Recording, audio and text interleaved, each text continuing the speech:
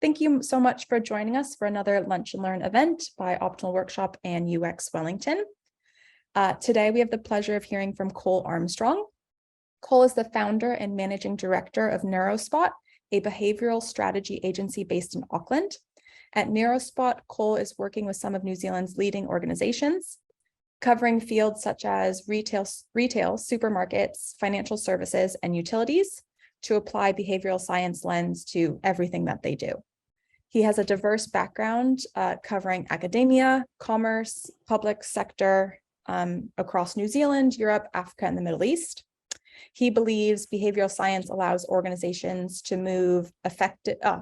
more effectively identify why people do what they do, and then set in motion a series of evidence-based strategies to deliver on organizational outcomes. I'm personally very excited to hear this talk. I've heard tidbits as we were working through the presentation, and he's got some really great examples. So without further ado, I'll pass the mic over to Cole, and we can crack into it. Thank you very much. Thanks, Sarah. Thanks to everyone who's come along. 73 people. If I was standing in front of you in a room, I would be only slightly more nervous than I am right now.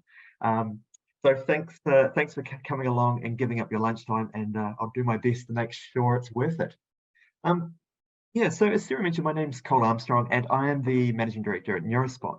Now, at NeuroSpot, we work with organizations across a whole range of sectors. So mentioned everything from retail, FMCG, we've worked for charities and not-for-profits, utilities, media, insurance, and many others. And we get called in to help understand why people do what they do, and then what strategies these businesses can put in place to try and influence the behaviors of their users. And I say influence, and I mean that in a way, it's about influencing people to do what they already want to do. Now, there are people out there who will maybe take a slightly more nefarious approach. Don't talk to me about that. You can go and talk to someone else. Basically, it's where behavioral science is really useful is it helps align, try and minimize this gap between what people want to do and what people actually do. And we'll delve into that in a bit more detail. Now, one of the things which become really exciting is that behavioral science as a field and as an application into the real world, as opposed to behavioral science in the halls of academia, has become more and more widely utilized. Now, if you look around the world, governments have got behavioural change units. So here in New Zealand, our central government and many of our councils have got behaviour change teams. If you look more widely around the world, in the US and Australia, there's behaviour change teams at federal and state level. There are, the likes of the UN and those sorts of organisations have behavioural change teams, and also commercial organisations. I mean, I can look across at, say, some of the tech companies, or retail. There's like the likes of Walmart. Insurance and banking is a heavy user of behavioural science, and the reason why they are looking to behavioural science for answers is because we actually know a lot more about why and how people make decisions than we might at first realise. And one of the things that's come through is that what influences our day-to-day individual decisions sometimes can be a little bit hidden from each and every one of us. So the way that I behave, I think I'm in control, and I mean, I am in control, but those levers that maybe suggest the way I act, behave, the way I dress, the way I talk to you, are often influencing me in a subconscious way. And we'll talk about that in a bit more detail. But before I go into the presentation, I want to share a story with you. I want to illustrate to you what the power of behavioural science when it's done well, and in this case, done poorly. About 10, 15 years ago, when I moved to the UK, I started working for a social policy institute. And this company was involved in evaluating and helping build out new policy programs. And the very first project I worked on was a really well-funded project to try and decrease the teen pregnancy rate in the UK. Now, at the time, they had one of the highest teen pregnancy rates in the EU. I don't know if they necessarily make that comparison anymore, but at the time, that was politically appropriate. And so this project was set up, and it was really well funded, and it was really well, I would say, really well set up. So we took on board, or sorry, the project designers took on board the latest knowledge from health experts, from the likes of, Oxford and UCL. They engaged with local advocacy groups, and they did lots of on-the-ground research. They spoke to local health practitioners, and they developed what they thought was a really good project. Now, clearly, this is not going to be a happy ending story. And about 2 months after I started, this project was very quickly wound up. And the reason is that the girls who are involved in this pilot project were becoming pregnant at a much higher rate than the population at large. So it wasn't a case of the project like not having an impact. It was a case of it actually making things worse. Now, when I sort of look back on what I can remember of the project, what I think was happening was that the message that they were conveying was, here are some behaviors that you should be engaging with. Here are some things you should avoid doing. But what these girls were hearing was, actually, people like me tend to engage in these types of behaviors. And suddenly, in a certain situation where people are making in-the-moment decisions, they behaved in a way which led them to become pregnant. Now, that's not great news for the project. And I'd say for the girls involved, unfortunately, I mean, some of them, that might have been the best decision they ever made, but I think we can hazard a guess that there were downsides to this. But I think what this illustrates to me is that you can put out a message, you can put out an offer, you can put out an experience, you can design it in the best way you can. That doesn't mean that the person at the other end will necessarily receive it in that way. And I think if this project had been done over again, they would have taken a very different lens. They would have included a few more assumptions, some of which I'll talk about today. So what we're going to cover is, how do people make decisions? And we're going to cover off some of the assumptions which this project ignored. I'm talking about some of the constraints and enablers of behavior, and then I'm going to share a couple of really simple behavior change models. Some of them you may be aware of. If you are, and that's good news. If you're not, feel free to take notes, or we'll share some information after the talk.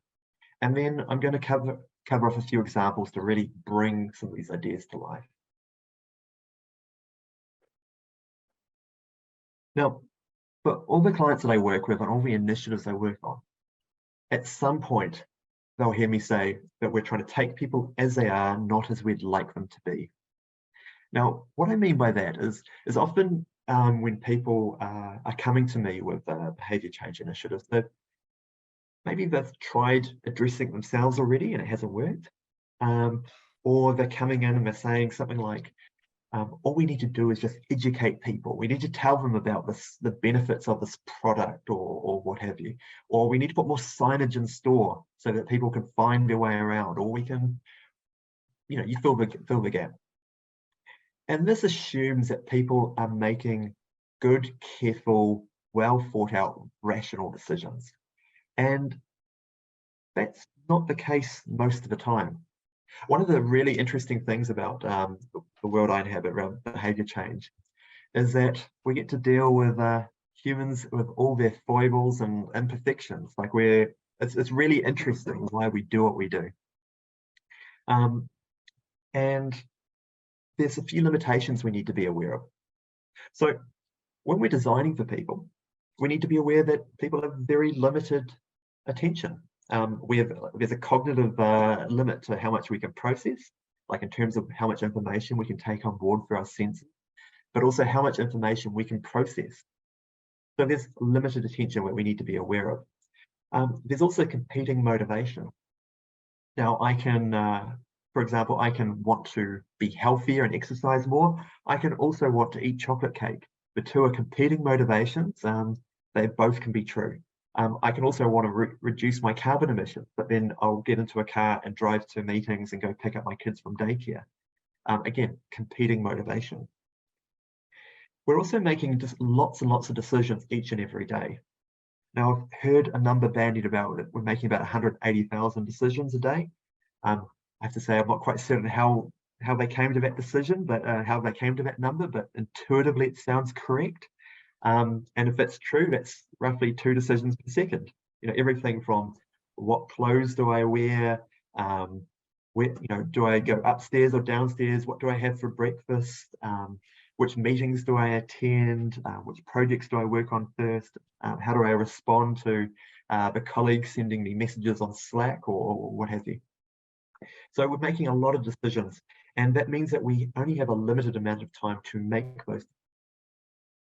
Now, the good news is we're not being overwhelmed by all these decisions. We're not being overwhelmed by our limited cognitive bandwidth, because our brain has evolved to make quick, snappy decisions, decisions which are correct most of the time. Now, if you've heard of this phrase, mental heuristics, mental shortcuts, these are basically these little rules of thumb inside our head, which allow us to take on board the information at hand and make quick, snappy decisions. Now, these decisions, hope you're enjoying your lunch up there. These decisions. What are you listening? What are you listening? Anyways, these decisions are being made based upon whatever information can be processed at hand using quick mental shortcuts. Now, these shortcuts will give us the right decision most of the time. They probably won't give us the perfect decision most of the time. So there's 2 things here. One is it means that some of our decisions are less than perfect. So, for example, I currently putting money aside for retirement. I'm probably not putting enough money aside for retirement. But they can also lead us astray on occasions. Now, let's be clear, it's on occasion. Most of the time, these shortcuts work. So, for example, if I'm buying a new cell phone, I know that most of my friends own an iPhone. I don't need to know all the ins and outs about product reliability and features. I just know that it's probably a pretty good phone. Now, the other thing to say, and for anybody who's taking notes, I'd say this is something to write down and underline, is that these heuristics and these decisions are context dependent. And what I mean by that is that as you take me from one situation to the next, and this can be done really quickly, the heuristics that surface, the decisions that I make, the likelihood that I behave in a different way changes really, really quickly. And so to give you an example, right now, I'm sitting in front of you as a professional. So my social identity, my heuristic that's being activated is that it's me as a professional. So I'm talking and behaving in a very specific way. After I get off this call, I'm going to go out. My wife's working upstairs, so I'll talk to her, and I'll be very careful I don't talk to her like a professional. She probably wouldn't be happy about that. I'll be a husband. I'll be going out to meetings this afternoon. I'll probably turn into that professional. And then later on, I'll be sitting around the dinner table with the kids and my wife, and I'll quickly talk. My identity will change between being a father and being a husband. My behavior, the way I speak will quickly change, and I won't even be aware of it. So it's really, it's actually really quite powerful, and it happens quite quickly without even being aware of it. And that's why Daniel Kahneman, who he's a Nobel Prize-winning behavioral economist. Some of you might have started reading his book, Thinking Fast and Slow. Much fewer of you would have finished reading the book. It's quite dense. But he makes this comment about how we're blind to our blindness. We have very little idea of how little we know, and we're not designed to know how little we know. In other words, these decisions are happening quickly, rapidly, subconsciously, without our awareness, which means that when we ask people why they did what they did or what they are going to do, people will give you an answer, but it might not be correct. And it's probably not because they're lying to you. It's probably more because they're not always aware of all the factors that are driving their decision.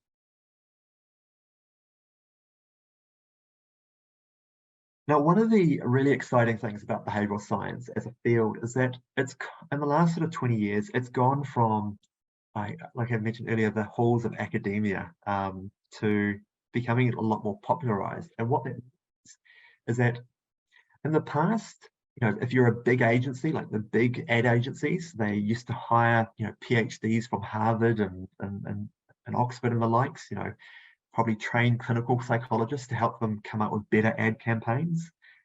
But you actually don't need to do that anymore, because there's the principles behind behavioral science, the principles around how we make decisions and what levers influence our behaviors have become quite heavily popularized. And I don't mean that in a bad way, but quite well-esteemed psychologists and scientists have come up with really simple frameworks so that people like you and me can apply them to design decisions. So if you're sitting in government, you can apply it to social policy. If you're sitting in a digital agency, you can apply this to building out a digital experience. And I've shown images of a couple on screen. So there's Behavioural Insights team have a couple of really nice models. Mindspace and EAST, acronyms that they've developed to illustrate key factors. Another one I really like is something called Combi. It's the bottom left-hand corner. You may have seen floating around LinkedIn this image in the center. It's known as the Cognitive or Behavioural Codex. Personally, I'm not a fan because I just think it's far too much information, and I just don't understand how anyone could apply this in their day-to-day work. And my own business, NeuroSpot, have come up with their own simplification. So we've got a 9-factor model that we utilize with clients. And I think this becomes really powerful for what you and I are doing, because it becomes useful, it becomes timely. It's something that we can apply, whether we're sitting on this call as researchers, and we're trying to work out what assumptions do we need to validate and what questions do we need to ask, or if we're sitting maybe on more of a design side where we're trying to understand what solutions do we need to surface up that will influence behavior and decisions. Now I'm going to take a pause, and Sarah is going to share a quick quiz. And really, so the question is, how familiar are you with psychological theories? Okay, it's part one of the question, and how this can be applied to designing successful initiatives. Now, while you're answering this, the reason why I'm asking this question is because a lot of the time, what I see is it's quite often people are coming to me because they are, they've got some understanding of psychology, of behavioral science, of behavioral economics, and they can see an application. Okay, so they can see how it could be useful, but maybe they don't necessarily understand how to take that to that next step. So they got the theory, but they don't necessarily understand how to apply it into their day-to-day work. So they don't know how that will influence their research design. They don't necessarily know how to turn that into tangible touch points. Or the other side of the story, and this is often where I'm dealing maybe more of designers, UX, CX space, where people have an understanding of some of the ideas, some of the concepts, so social proof being one of the big ones, but they don't necessarily understand the theory which sits underneath it, and don't necessarily understand why it might be counterproductive, or what other tools are missing from their toolkit. So Sarah, how are we doing with the quiz? I've just closed it, and we've got about 13% said they were moderately familiar, 34% said somewhat familiar, 26% said slightly familiar, and 28% said not that familiar. So the largest concentration was somewhat, with 34%. Okay, that sounds quite reasonable. And that kind of matches with what I would have heard, would have expected. I mean, it's kind of hard to go through, say, a UX course or a marketing course or a product design course, or to engage in communities on LinkedIn or talks and likes of this without, in some shape or form, coming across whether it's behavioral economics or psychology or cognitive social psychology in some shape or form. So okay, that's great. Let's move on. Now, I mentioned earlier that I would share a simple model. Now, so my business spent quite a bit of time trying to surface up some of the main ideas that we think either underpin a lot of design challenges. These are the kind of the key drivers of behavior, which we think are most valuable and useful for you if you're trying to.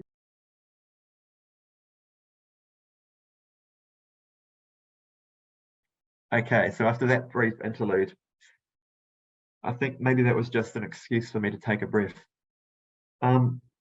So this is basically our way of pulling together some of the key drivers of behavior. Now, it's a simplification, so there's a lot of detail sitting underneath. And what we've found is that when we're working with teams, there's kind of 9 key buckets of ideas.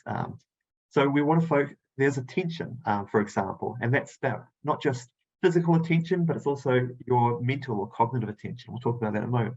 There's how you can make it easier. It's mental overload. There's habitual mental inertia, social identity, desirability. So there's lots of different factors. And what we find is that this is a useful lens to just help people pull apart their thinking. And again, this is whether you're thinking about setting your objectives or researching a challenge, why are people doing what they're doing? Or when you're trying to think about the ideas which might resolve an issue. And I think there's a really nice quote from Rory Sutherland, he's the vice chairman of Ogilvy UK. He's been a very big proponent of behavioural science and the marketing world. And he set up Ogilvy's behaviour change team. And one of the things he says is not everything that makes sense works, and not everything that works makes sense. And when he says sense, what he's meaning is rational sense. So, for example, there are times where the most effective way to increase your market share is to increase the price of your product. Or there are times where the most effective decision you can make in building out a user experience is to slow that experience down and add a little bit of extra friction. That doesn't make intuitive, rational sense until you start to understand what are the psychological drivers underpinning the behaviors and people's perceptions at that point in time. And so this is our way of saying we can surface something up and help you make sense of quite nuggety issues. Now, one of the we're going to go through 3 of these ideas. We don't have time to go through all of them. Feel free to reach out to me later if you're interested. But one of the first things we talk about is attention. And we're living in an information world where we're all being inundated with information. Everything from messages saying that the recording is stopped to those Slack messages that I was mentioning earlier. As I walk down a street, I've got to walk past people. I've got to make certain not to trip up over the curb. I've got to watch out for cars. I've got to look out for those advertising messages. I might be hungry or want a coffee. Lots of information going on inside our heads. And there's a really nice piece of research which supports how overwhelmed we're being with information. Lumen Research did a piece of work a number of years ago with Ipsos Mori, and they looked at, quite simply, how many viewable digital adverts actually get seen. And when I say seen, I'm not talking about like lingering, I'm not talking about processed, I'm talking about literally an eyeball glancing across that message. And maybe I should have put this out as a poll, but what they found was that only 12% of adverts were getting looked at even once. In other words, 82% were being surfaced up as viewable adverts and were being missed.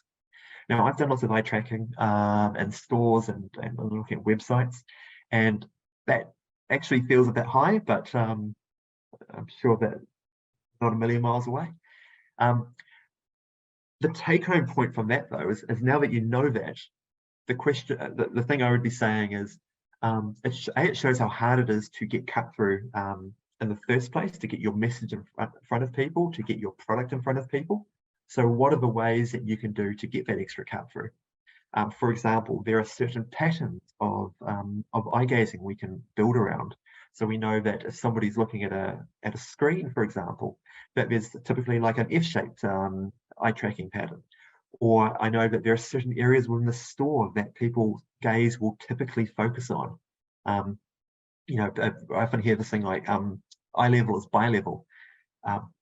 There's more to it than that. There are other areas that people tend to focus on. And I think that's a really interesting opportunity that you can build into your design process.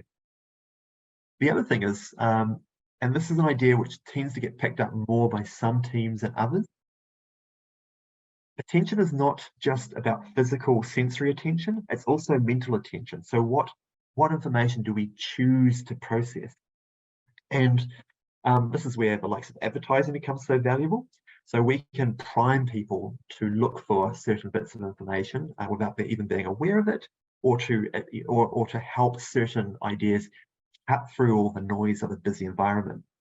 And one of the take-home points in a digital age isn't that brand advertising, you know, the likes of big TV campaigns and out-of-home advertising are less important.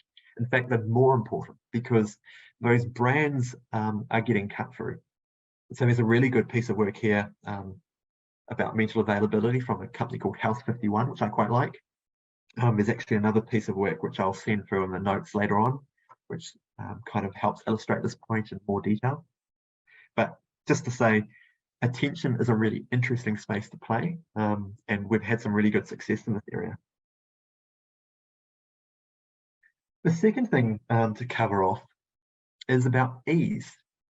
And Richard Thaler, another Nobel Prize winner, you can see I tend to call on these same people over and over and over again, says if you want to encourage someone to do something, make it easy. In fact, it's one of his, I guess, laws of behavior change. If you're going to look anywhere, just make life easy. Daniel Kahneman actually has a more pithy comment. He says, the brain is to thinking as a cat is to swimming. It can do it, it just doesn't like it. So in other words, let's try and avoid making our users think too much. And Google Maps is, in case you're wondering about the image behind, I think it's a really good example of a product which has just got ease baked in.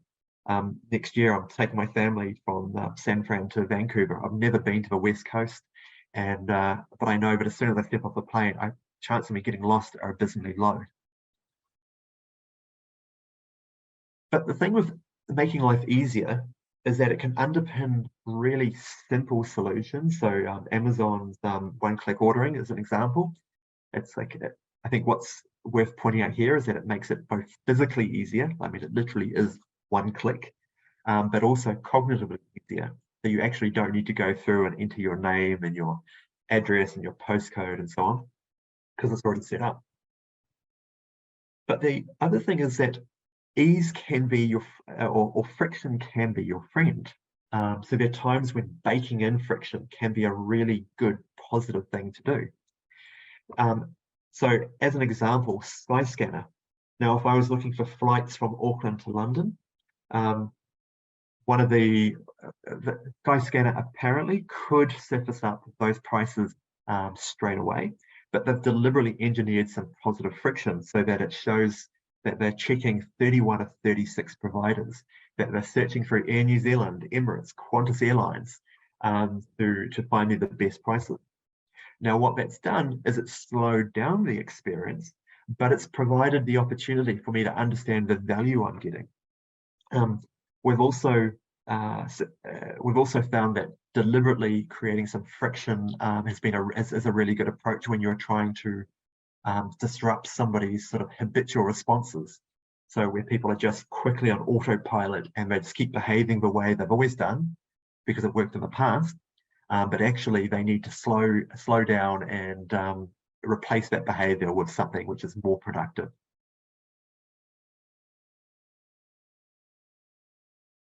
The third point to cover off is around desirability. And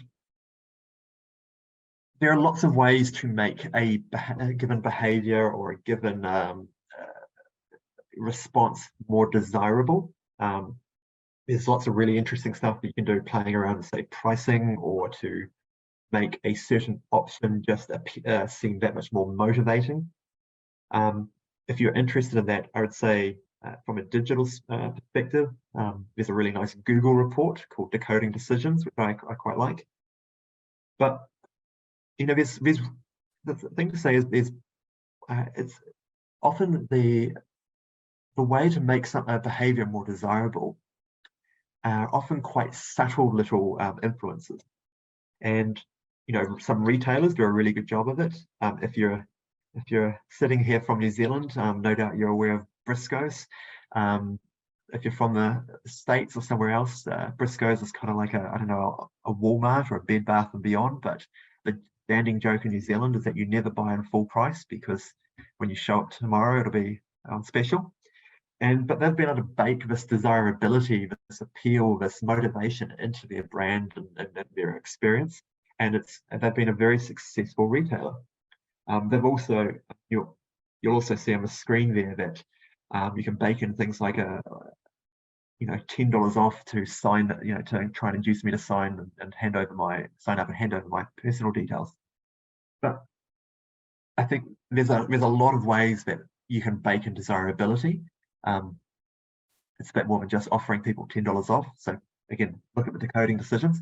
But what I think is interesting, and I think this is where we've had a few people come unstuck. This has actually kicked off a few projects we've worked on, is where people have inadvertently encouraged and motivated the wrong behavior. And so one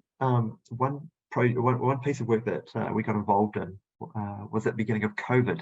So in New Zealand, like many other countries, when COVID first came into our borders, we had a run on toilet paper and flour as everybody started baking, and I don't think people started going to the toilet more, but anyways, there was a run on toilet paper as well.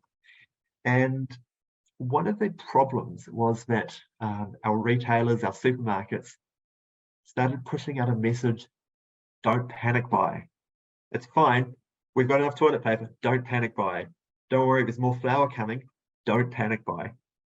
And what that did is it's several things. Is it highlighted the behavior they're trying to discourage. It suggested that there are lots of other people who were panic buying, so created a social push on to panic buy. And most importantly, they created basically FOMO, so fear of missing out. What two things to say is that panic buying was not from the one or two people who were hoarding toilet paper in their spare room. What we've found since then is that it was actually each and every one of us who was adding 1, 2, 3 more items to our basket when we were going to the supermarket, which was just overwhelming supply chains. Now, by the time COVID came under control in New Zealand, that messaging from our supermarkets and retailers had turned from don't panic buy to shop normal, which to me is which is motivating and influencing the right type of behavior. I think there's ways that could have been improved, but it's a step in the right direction. And so I think there's a really interesting lesson to be learned there around what behaviors you're trying to encourage and how and what will actually motivate those behaviors.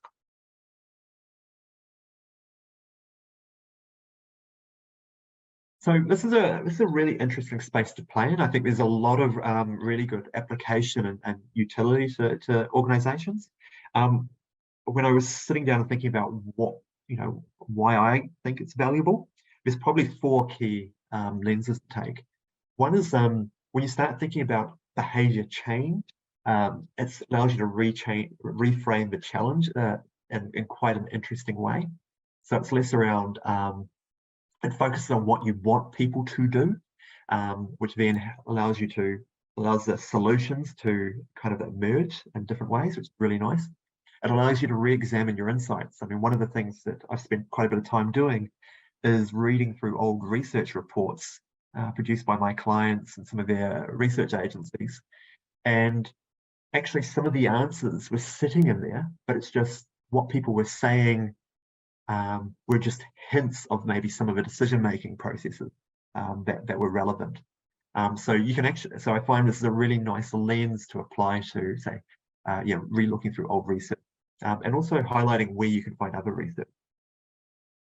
It also, I think this is an interesting one. It allows you to, it opens up new solutions. One of the things I found is that when you have understood, say, some of the psychological factors which are driving people's decisions, suddenly you realize that this problem that you're facing in this industry or in this channel is actually not a million miles away from a challenge that's been faced in another industry. For example, there's I mentioned to Sarah an airline in Houston, an airport in Houston, which found that they were having issues of people complaining about time wasted when they were coming off the plane and they were waiting for their luggage at the luggage carousel. The solution was to make people walk a bit further. Basically, the learning there is that time utilized is much different from time wasted. There's an insight there that could then be applied into a service center situation. You know, when you're sitting there wasting time on on listening to some horrible hold music, there are other ways that you could utilize that time. And then the final thing is, I find it's a really nice way of kind of encouraging a bit more curiosity. The world is a really interesting place. Humans are interesting, inherently interesting. The fact that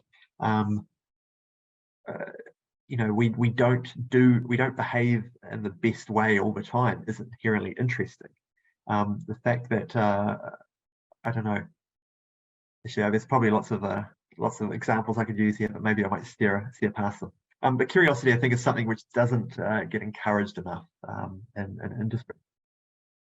So I think that's enough talking from me.